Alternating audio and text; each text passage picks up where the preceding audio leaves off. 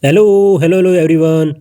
Welcome to From Rash to Management Navigating Common Pediatric Skin Condition presentation. I am Docsaab and today our focus will be on neonatal rashes, a comprehensive guide crucial for effective medical education and clinical practice. Understanding this condition from their subtle presentation to their critical management is paramount in safeguarding our youngest patients. We will cover everything from foundational pathophysiology to specific management strategies and common pitfalls. Let's begin by grounding ourselves in the unique etiology and pathophysiology of neonatal skin. The integumentary system, comprising the epidermis, dermis, and hypodermis, nails, hair, and associated glands, is remarkably complex. Its development initiates as early as 3 weeks post fertilization. Intriguingly, the multipotent cells that form the skin also contribute to the development of the central nervous system, highlighting a deep developmental connection. This system serves as the body's primary defense mechanism, a protective barrier enveloping muscles, bones, and vital organs. Beyond its structural role, the integumentary system is crucial for immune function, vitamin D synthesis, and precise temperature regulation. Severe dysregulation or pathology within this system can critically compromise defense against environmental pathogens, leading to potentially catastrophic consequences for neonate. Therefore, early and accurate identification of neonatal skin pathology is essential to prevent morbidity and mortality in this high risk population. To navigate the diverse landscape of neonatal rashes effectively, a structured approach to categorization is invaluable. We can broadly classify these rashes into infectious, benign, and other serious conditions. For our discussion today, we will delve into four key morphological presentations which often serve as initial diagnostic clues. These include vesicles, pustules, and bullae, erythroderma with or without desquamation, eczematous rashes, and diaper dermatitis. By framing our assessment around these categories, we can more systemically approach diagnosis and management, ensuring no critical condition is overlooked while avoiding unnecessary intervention for benign conditions. As with any pediatric patient, the initial evaluation of neonate with a rash always begins with a stabilization.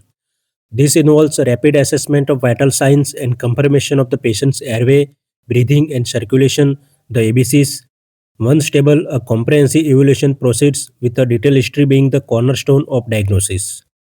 A crucial component is the birth history, covering delivery method, location, prenatal care, birth weight, gestational age, and any neonatal intensive care unit stay. Equally important is the maternal history, which includes information on infections like herpes simplex virus, syphilis, or group B streptococcus, chronic and acute medical conditions, and medications taken during pregnancy. Lastly, a thorough developmental history focuses on the timeline of skin findings, their onset, evolution, and associated discomfort, alongside weight gain, feeding patterns, and urination stooling frequency. It is also vital to inquire about skin fragility related to pressure friction or adhesive application. These details provide invaluable context for a diagnosis. Continuing our evolution, we next explore family history and sick contexts.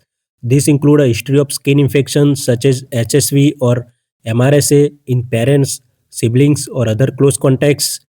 Identifying sick contacts with lesions, fever, or viral symptoms is critical. Note any family history of atopy like atopic dermatitis, asthma or allergies, seborrheic dermatitis, psoriasis, blistering conditions, or nail changes. A cardinal finding that alters both evolution and management is fever. Any reported or measured rectal temperature equal to or greater than 38 degrees Celsius, particularly in infants aged 0 to 56 days, necessitate immediate attention even if they appear well. Premature infants especially face a higher risk of invasive bacterial infection. The American Academy of Pediatrics released a crucial clinical practice guidelines in August 2021 for managing febrile infants, offering up decision-making algorithm for age groups 8 to 60 days old. Following the history, the physical examination requires the infant to be fully exposed, including the diaper area. Systemically examine the hair, face, trunk, skin folds such as neck, axilla, inguinal, gluteal, and fingers, toes, nails, nail beds, and mucosal surfaces. Pertinent skin findings must be described precisely using dermatologic terminology. Primary morphology such as macular, papular, vesicular, or nodular, color like erythematous, configuration, for example, annular, and distribution such as localized, generalized, acral, or intertriginous. Palpation helps define characteristics such as texture, tenderness, blanchability, location, firmness, and mobility. Once the physical examination is complete, assess whether the findings align with our discussion categories such as vesicles, pustules, and bullae, or erythroderma with or without discrimination, or eczematous rashes, or diaper dermatitis. This categorization guides the relevant differential diagnosis and subsequent diagnostic studies. Diagnostic studies are primarily guided by clinical suspicion for an infectious cause.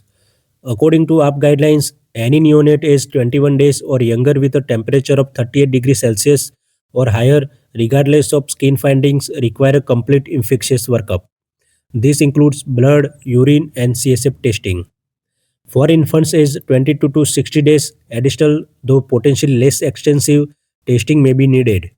The AAP guidelines specifically address well-appearing term febrile infants who do not have other comorbidities or exposures. If a skin lesion is present and HSV is suspected, it should be swabbed for HSV culture and if desired, an HSV PCR assay. Early and aggressive testing is key to prompt diagnosis and management. Regarding general management, neonates presenting with a temperature of 38 degrees Celsius or higher should be managed strictly per AAP fever guidelines. A critical consideration for any infant with a rash or concern for herpes simplex virus exposure is the empiric initiation of acyclovir. This cannot be overemphasized given the potential severity of HSV infection in neonates. While empiric treatment may be necessary, definitive therapy can and should be tailored once the underlying cause is identified through diagnostic studies. These approach ensure that we provide immediate life-saving intervention while working towards a precise diagnosis for a targeted specific treatment. Regular monitoring and reassessment are also fundamental to effective management. Now let's explore specific conditions beginning with vesicles, pustules and bullae, focusing first on the benign presentation. Transient neonatal pustular melanosis is a benign skin condition typically present at birth. It is characterized by superficial pustules that easily rupture, leaving hyperpigmented macules with a fine colorate of scale, commonly found on the forehead, chin, neck, back, and buttocks. These pustules resolve within days, and hyperpigmentation fades over weeks. No treatment is necessary beyond reassurance. Picture shows a fragile superficial pustules and hyperpigmented macules with colorates of scale. Erythema toxicum neonatorum is another common benign neonatal rash, usually appearing within 24 to 48 hours after birth. It presents as erythematous macules, papules, and pustules on an erythematous base, often described as phlebitin. This rash typically involves the face, trunk, and extremities, notably sparing the palms and soles. Lesions are transient, waxing and waning before resolving completely without intervention. Neonatal cephalic pustulosis, often referred to as neonatal acne, typically develops around 2 to 3 weeks of age. It presents with the skin color to erythematous papules and or pustules primarily on the forehead, cheeks, chin and upper trunk. Importantly, comedones are absent. This condition is thought to be associated with hormonal changes and malassezia species. While often unnecessary, topical antifungals may be used for persistent cases. It is self-limited, resolving within weeks to months. Figure 1 shows neonatal cephalic pustulosis featuring forehead and cheeks with small skin color to erythematous papules and pustules, often clustered without comedones, reflecting hormonal influences. Finally, miliaria crystallina and rubra are caused by sweat duct obstruction. Miliaria crystallina present as follicularly based superficial vesicles, often described as dewdrops. Miliaria rubra or prickly heat involves deeper obstruction, causing papulopustules on an erythematous base. Both are benign and typically resolve with cooling and appropriate skin care. Figure 2 depicts Miliaria crystallina featuring tiny, clear, superficial vesicles on a red base like dewdrops on skin, emphasizing heat-related obstruction. Moving to the more serious condition presenting with vesicles, pustules, and bullae, herpes simplex virus infection is one of the most life-threatening. Approximately 85% are acquired peripartum, 10% postnatally, and 5% in utero. It presents with group vesicles on an erythematous base and may be accompanied by a systemic signs like fever, lethargy, or seizures. HSV infection can be categorized as disseminated central nervous system disease or skin, eye, and mouth disease. HSV lesions begin as papules, evolving into vesicles and then eroding with erythematous base and hemorrhagic crusting. High suspicion warrants immediate HSV PCR testing from lesional swabs, serum, and CSF, and prompt parenteral acyclovir even before full diagnostic confirmation. Untreated HSV can lead to severe complications including scarring, vision impairment, fulminant sepsis, coagulopathy, and death. If initial CSF HSV PCR is negative but CNS disease is still suspected, CSF PCR should be repeated. View A shows group vesicles on an erythematous base on the head of neonate. View C shows T-Jang smear from the base of vesicle showing multinucleated giant cell. Other serious conditions include congenital candidiasis, which may present at birth with a diffuse erythema and pustules, potentially involving palms, soles, and nails, requiring antifungal treatment. Bacterial infections, such as those caused by Staphylococcus aureus, can present with pustules, bullae, or cellulitis, necessitating antibiotic therapy. Always consider this in context of systemic symptoms. Incontineta pigmenti, a genetic condition present with blascolinear vesicles which may have overlapping features with infectious etiologies like HSV. Langerhans cell histiocytosis may mimic seborrheic dermatitis in intertriginous areas and requires biopsy for a diagnosis. Finally, scabies causes significant itching and may present with pustules in characteristic acral areas and skin folds, requiring antiparasitic treatment. Figure 1 presents incontineta pigmenti, imagine a linear blistering rash following a blascose lines on the limbs of or trunk with vesicles evolving into hyperpigmented streaks, a genetic disorder. Figure 2 shows scabies featuring small pustular bumps in the finger waves, axilla, and perianal area, often with excoriation from scratching caused by mites. Next, let's discuss erythroderma with or without desquamation. Normal physiological peeling is a common and benign finding, especially in postterm neonates. It requires only reassurance and bland emollients for comfort. However, staphylococcal scaldal skin syndrome should be considered in the presence of irritability, skin tenderness, widespread erythema, blister formation, or desquamation with predilection for intertriginous areas. Patient may also present with fever. Diagnosis is clinical. Staphylococcus aureus releases an exfoliating toxin causing erythema, desquamation, or superficial blister formation. Importantly, the site of inoculation may be distant from the visible skin involvement. Negative lesional culture do not rule out SSSS as the toxin-mediated blisters are sterile. Treatment for SSSS includes penicillinase-resistant penicillins such as nafcillin or oxacillin or first or second generation cephalosporins. Vancomycin should be used if MRSA is concerned.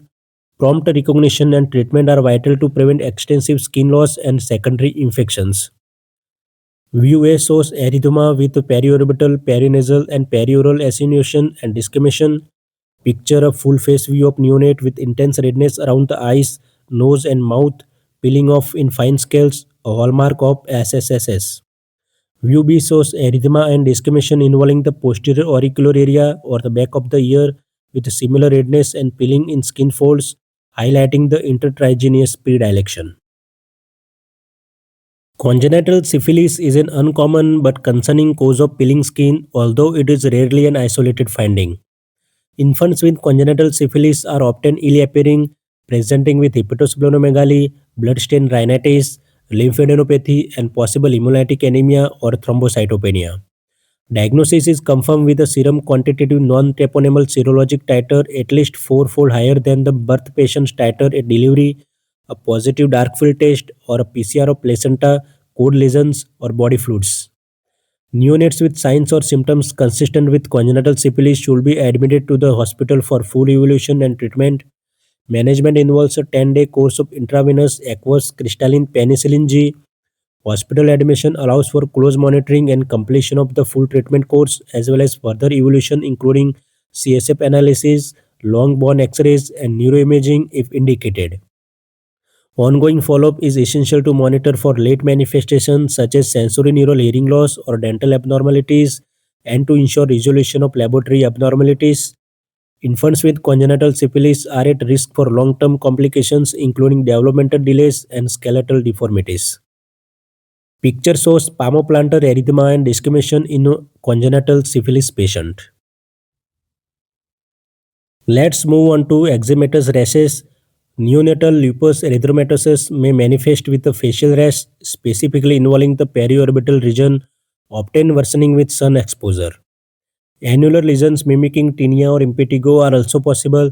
Approximately 65% of patients develop cutaneous findings before 1 month of life.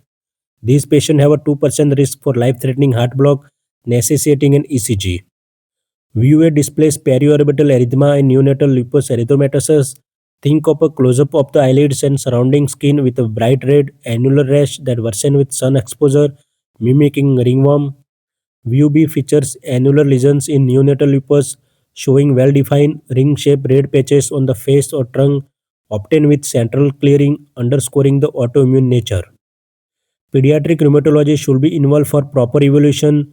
Serologies for Rho and Li antibodies, liver function test, coagulation studies, and head circumference measurement are important components of the diagnostic workup. Atopic dermatitis or infantile eczema may present diffusely with specific areas of involvement including the cheeks, often sparing the nasal and perinasal area, a pattern sometimes referred to as the light bulb sign. Diffuse, poorly marginated, xerotic and scaly papules and plaques may be noted on the trunk and extensor surfaces with a diaper area often spared. Pruritus is a notable and distressing feature. Atopic dermatitis in a neonate is typically a diagnosis of exclusion once more concerning diagnoses have been ruled out. Treatment begins with a dry skin care such as unscented emollients and may involve low potency corticosteroids for flares. Picture shows diffuse poorly marginated plaques with linear erosions. Note sparing of the nasal area. Lastly, superinfection of eczematous rashes is a significant concern. Assessment for signs of bacterial superinfection, specifically with Staphylococcus or Streptococcus or viral superinfection, particularly HSV, is crucial. HSV superinfection, also known as eczema herpeticum, is marked by group vesicles and or hemorrhagic scallop erosions on an eczematous background. This requires prompt recognition and appropriate antiviral therapy to prevent systemic spread and severe complications. View A shows hemorrhagic punch erosions with periocular involvement. View B shows punch-out hemorrhagic erosions, some intake vesicles and pustules in patient with eczema herpeticum. Note the serpentious arrangement of the erosions. Now let's discuss diaper dermatitis starting with its common forms. Irritant contact dermatitis accounts for the majority of diaper rashes. These are primarily caused by the acidic nature of urine and stool or direct irritation from the diaper itself and are most prominent in areas in the direct contact with the diaper. This form is typically treated with barrier creams containing zinc oxide and or petroleum jelly based emollients which provide protective layer against moisture and irritants. Candidal infection should be strongly considered if the rash appears flashy red with the surrounding satellite lesions and specifically involves the skin folds, areas where irritant dermatitis often spares. When candidal infection is suspected, topical antifungal therapy such as nystatin should be initiated. If there is no improvement after 1 to 3 days, an azole antifungal like clotrimazole, miconazole or ketoconazole should be started. Frequent diaper changes are also crucial to promote healing by reducing moisture and fungal proliferation. Figure 1 presents candidal diaper dermatitis. Visualize the diaper area with bright red flashy rays in the folds surrounded by smaller satellite pustules or vesicles indicating fungal invasion.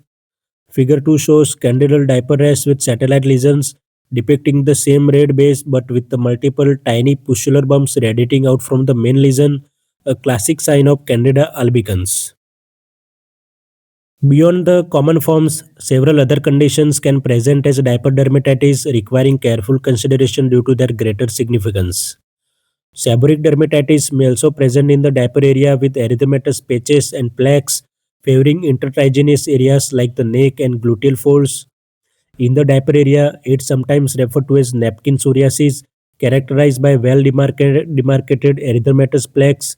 This condition is often chronic and recurrent, typically managed with mild topical corticosteroids and antifungals. View A shows well-demarcated erythematous scaly plaques. Infantile hemangiomas can be problematic in the diaper area, often proliferating rapidly in the first weeks of life. They may present as an annular ulceration, which can unfortunately lead to misdiagnosis as simple diaper rash. Segmental infantile hemangioma precursors in the diaper area can also be associated with extracutaneous anomalies such as lumbar syndrome. These lesions can be painful, ulcerate, bleed, and become superinfected. Urgent dermatology referral is often required as systemic medications like propranolol may be warranted. Wound cultures, empiric topical antibiotics, and protective dressing should be considered for any ulcerated hemangioma. In picture shows infantile hemangioma precursor presenting as an ulceration in the diaper area. Note visual cues such as peripheral coarse telangiectasia. Less common but more worrisome causes include Langerhans cell histiocytosis and acrodermatitis enteropathica, which is zinc deficiency. This should be suspected in cases of extensive chronic or recalcitrant diaper rashes that have failed to respond to traditional treatment. Langerhans cell histiocytosis, for instance, might show petechiae or hemorrhagic lesions in addition to the rash, signaling a need for biopsy and specialized consultation. Acrodermatitis enteropathica requires prompt zinc supplementation for resolution. Always maintain a high index of suspicion for this rare but critical diagnosis. In view A, the arrows indicate petechiae or hemorrhagic lesions in addition to diaper rash, the presence of which is diagnostic clue for Langerhans cell histiocytosis. In view B, acrodermatitis enteropathica can present as a recalcitrant diaper dermatitis. Additional clues may be include perioral or acral lesions. Let's now address critical risk management pitfalls in evaluating and managing neonatal rashes. A significant pitfall is dismissing a febrile infant's rash as merely viral without a complete sepsis workup. Contrary to AAP guidelines, this can lead to mixed bacterial sepsis, meningitis, or HSV infection with severe consequences. Another error is underestimating the severity of rash in a well-appearing infant.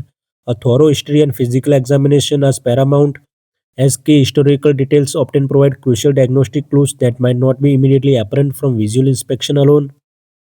Delaying comprehensive HSV swabs or PCR testing when HSV is suspected is a critical mistake, even if acyclovir is initiated. Early diagnostic confirmation ensures targeted therapy and allows for discontinuation of broad-spectrum antivirals if results are negative. Furthermore, assuming negative cultures rule out infection in conditions like staphylococcal scalded skin syndrome is dangerous, as these lesions can be sterile due to the toxin-mediated nature of the disease, requiring continued empiric treatment. Failing to ensure adequate primary care follow-up for rash evolution is another pitfall, as continuous monitoring is crucial for tracking progression and minimizing complications. Similarly, no documenting rashes with multimedia imaging for follow-up hinders objective assessment and effective communication. Lastly, misdiagnosing persistent or atypical diaper rashes such as mistaking infantile hemangioma precursor or Langerhans cell histiocytosis for simple diaper dermatitis, especially if not responding to standard treatment, can delay life-saving intervention. Finally, lack of familiarity with rash appearance in diverse skin tones can lead to misdiagnosis or delay care, emphasizing the need for broad visual references. To conclude, let's summarize the key findings and recommendation for optimal clinical practice. First, consistently apply the AAP fever neonatal fever guidelines to all infants under 60 days presenting with fever. A complete sepsis workup and empiric therapy must be initiated without delay to minimize the risk of mixed bacterial sepsis, meningitis, or HSV infection. Second, HSV PCR testing should be performed at the initial presentation of any vesicular, erosive, or pustular lesions. Unrubbed lesion samples, CSF, and blood sample must be collected as early as possible, ideally before or at the time of initiating acyclovir therapy to allow for early discontinuation if results are negative. Third, understand culture limitation. Negative culture results from bullae, vesicles, or erythrodermic skin should not lead to premature reassurance or reduction in care. Empiric antimicrobial coverage should be continued until the infant demonstrates clear clinical improvement or alternative diagnosis definitely established. Fourth, commit to enhancing diverse skin tone recognition. A broad range of photographic references should be used to improve identification of neonatal rashes across all skin tones. These resources should be integrated into decision making and teaching to enhance recognition. Finally, diaper hemangiomas should be recognized as high risk lesions that require early referral to dermatology rather than observation alone. Prompt wound care, thorough documentation of lesion specifics, and caregiver education about gentle cleansing, barrier protection, and signs of ulceration or infection are crucial. Thank you for your attention and engagement in this vital topic, guys. I encourage you to like, share, and subscribe to the Docsaab's Diary for more medical education content. Your commitment to mastering these nuances directly impacts the health and well being of our neonates. Thank you.